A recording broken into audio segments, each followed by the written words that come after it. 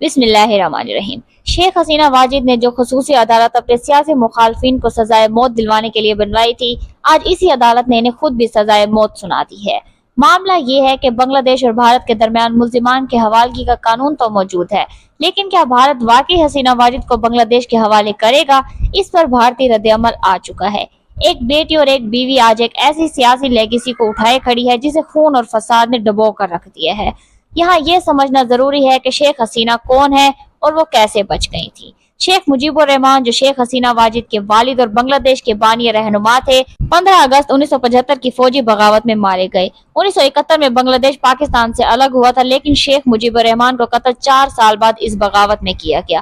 اس وقت شیخ حسینہ اور ان کی بہن شیخ ریانہ بیرون ملک موجود تھی، اس لیے وہ بچ گئی۔ دونوں بعد میں بھارت میں جلا وطن رہی۔ پھر 1981 میں حسینہ واپس آئیں اور اپنے والد کی جماعت عوامی لیگ کی قیادت سنبھال لی۔ ناظرین، جمہوریت محض نظام امپورٹ کر لینے یا پودا لگا دینے سے نہیں چلتی۔ اس کے لیے عوام اور لیڈرشپ دونوں کا رویہ جمہوری ہونا ضروری ہے۔ جس ریاستی نظام میں شفافیت نہ ہو وہ دراصل عامریت ہی ہوتا ہے، چاہے نام کچھ بھی رکھ دیا جائے۔ ناظرین، اس وقت بنگلہ دیش انقلاب در انقلاب کی گرفت میں ہے اور اس بار ایک انقلابی حکومت کی سربراہ سابق انقلابی رہنما کی بیٹی حسینہ واجد کو انسانیت کے خلاف جرائم اور 1400 طلبہ کی ہلاکت کا ذمہ دار قرار دے کر موت کی سزا سنائی گئی ہے۔ یہ فیصلہ انٹرنیشنل کرائم ٹریبیونلز نے اولڈ ڈھاکہ ہائی کورٹ کی عمارت سے سنایا۔ شیخ حسینہ پر 2 مقدمات میں سزائے موت، ایک میں تا حیات قید اور کچھ میں جائیداد ضبطی کی سزائیں سنائی گئی ہیں۔ عدالت کے مطابق مظاہرین پر ڈرون، ہیلی کاپٹر اور خطرناک ہتھیاروں کے غیر ضروری استعمال کی ذمہ دار حسینہ واجد اور ان کے ساتھی تھے، اور انہوں نے نہ صرف سب کچھ ہونے دیا بلکہ تشدد کے ذمہ داروں کے خلاف کوئی بھی کارروائی نہ کی۔ یہ سارا مقدمہ ان کی غیر موجودگی میں چلا، اور حیرانی کی بات یہ ہے کہ یہی عدالت دراصل حسینہ واجد نے 2010 میں اپنے مخالفین کے خلاف مقدمات چلانے کے لیے بنائی تھی، اور اسی کو آج اپنی سیاسی اور عدالتی طاقت کا استعمال کرتے ہوئے متنازع بھی بنایا۔ وقت نے ثابت کر دیا کہ یہ عدالت مکمل طور پر سیاسی تھی، کیونکہ اس کا کنوکشن ریٹ 100% تھا۔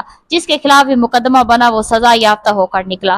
1 درجن سے زائد افراد کو اسی عدالت سے پھانسیاں دی گئی، جس پر عالمی سطح پر سخت تنقید بھی ہوئی۔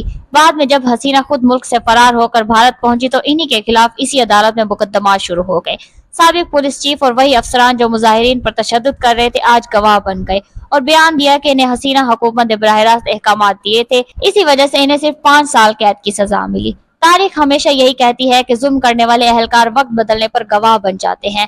ایسے میں سمجھدار جمہوری لیڈرز حالات اس نہج پر پہنچنے سے پہلے ہی مستعفی ہو جاتے ہیں، کیونکہ طاقت کا کھیل ایسا ہے جس میں آپشنز کبھی ختم نہیں ہوتے، صرف حکمران دیکھ نہیں پاتے۔ ناظرین، سزا کے بعد حسینہ نے بھارت سے سخت رد عمل دیا اور اپنے حامیوں کو کہا کہ وہ جلد واپس آ کر اس فیصلے کو پلٹ دیں گی، مگر سوال یہ ہے کہ بھارت کیا کرے گا؟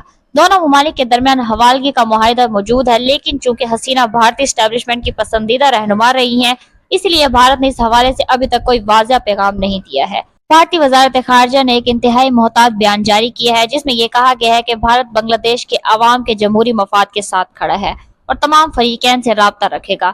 صاف نظر آتا ہے کہ بھارت ایک طرف حسینہ کو بطور ٹول اپنے پاس رکھ رہا ہے اور دوسری طرف نئی بنگلہ دیشی حکومت سے تعلقات بھی خراب کرنا نہیں چاہتا۔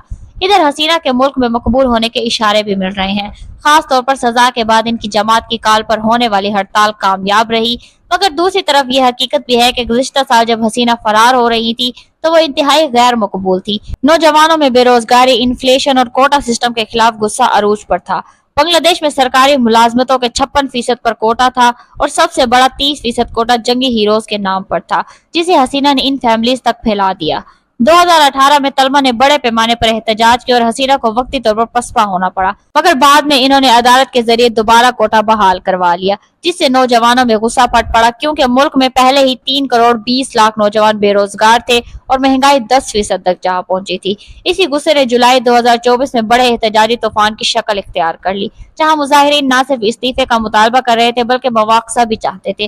حسینہ نے ہوم منسٹر کے ساتھ مل کر انہیں کچلنے کا فیصلہ کیا۔ ڈرون استعمال ہوئے، ہیلی کاپٹر سے شیلنگ ہوئی اور تقریباً 1500 افراد مارے گئے۔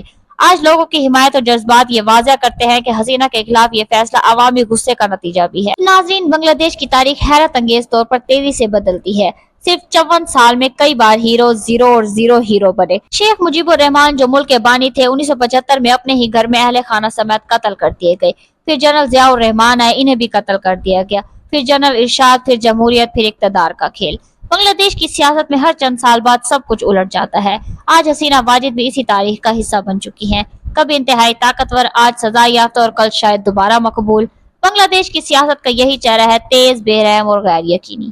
ابھی کے لیے اتنا ہی۔ اگر اس سے ریلیٹڈ کوئی بھی اپڈیٹ آتی ہے تو ہم آپ کے لیے اپڈیٹڈ ویڈیو ضرور بنائیں گے۔ اگر آپ کو ہمارا ویڈیو انفارمیٹیو لگا ہو تو ویڈیو کو لائک کریں، شیئر کریں، چینل کو سبسکرائب کریں اور بیل آئیکن دبائیں تاکہ اسی طرح کی انفارمیٹیو ویڈیوز آپ تک بر وقت پہنچتی رہے۔ اپنا خیال رکھیے گا۔ اللہ حافظ۔